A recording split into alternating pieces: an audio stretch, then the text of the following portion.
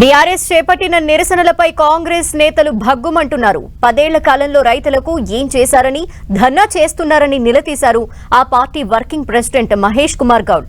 రాజకీయ భవిష్యత్తు కోసం బీఆర్ఎస్ పార్టీ బీజేపీకి మోకరిల్లిందంటూ కాంగ్రెస్ నేత కేకే మహేందర్ ఆరోపించారు.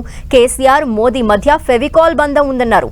ఇటు కరీంనగర్ ఎంపీ కాంగ్రెస్ అభ్యర్థి వెలిశాల రాజేందర్ సైతం బీఆర్ఎస్ తీరును తీవ్రంగా విమర్శించారు. బీజేపీతో బీఆర్ఎస్ కుమ్మక్కయిందని వెలిశాల రాజేందర్ విమర్శించారు.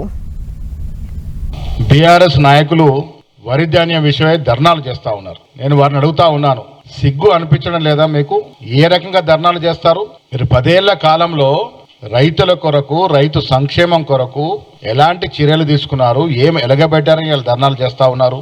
కేసీఆర్ గారు కానీ, కేటీఆర్ కుటుంబ సభ్యులు గారు కానివ్వండి, అందరు కూడా అబద్ధాలు ముందు పుట్టి వాళ్ళు వెనుక పుట్టిరేమో అనిపిస్తుంది. వాళ్ళ నోటికి ఏది వస్తే అదే, ఎక్కడ పడితే అక్కడ పూటకో మాట, పేటకో మాట.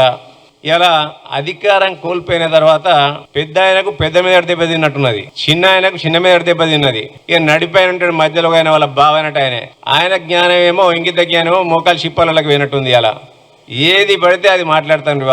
వాళ్ళు ఇవాళ మేము డమ్మీ అభ్యర్థులను పెట్టినాం, మేము మమ్మీ అభ్యర్థులను పెట్టినామని చెప్పి మాట్లాడమంటే దయ్యాలు వేదాలు వల్లించినట్టు. ఇవాళ ఎవరు గెలిస్తే మంత్రి పదవి నామా నాగేశ్వరరావు అధిరోహిస్తారు? బీజేపీ పార్టీ గెలిచి బీఆర్ఎస్ పార్టీ అలయన్స్లో నామా నాగేశ్వరరావు గారు ఎంపీగా అయితే మంత్రి అవుతాను అంటే 2 సార్లు కూడా ఆయన మనసులో ఉన్న మాట బయట పెట్టినాడు. బీజేపీతో మాకు మిత్రత్వం ఉంది, మేము ఖచ్చితంగా ఏదైతుందో కలవబోతున్నాము ఎన్నికలు తర్వాత అని చెప్పినాడు.